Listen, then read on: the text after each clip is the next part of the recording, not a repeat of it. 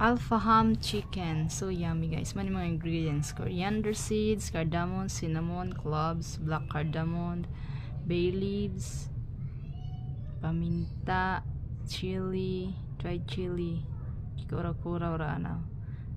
Turmeric powder, nya i-grind galingon to. So nga naman paghiwa ang chicken.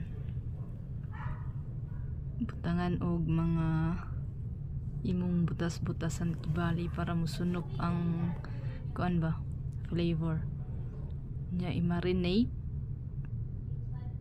tangag asin,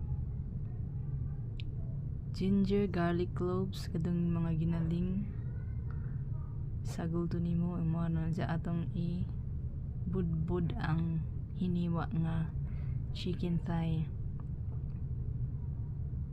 180 degrees. Ano pagluto? Oh, lami ano oy.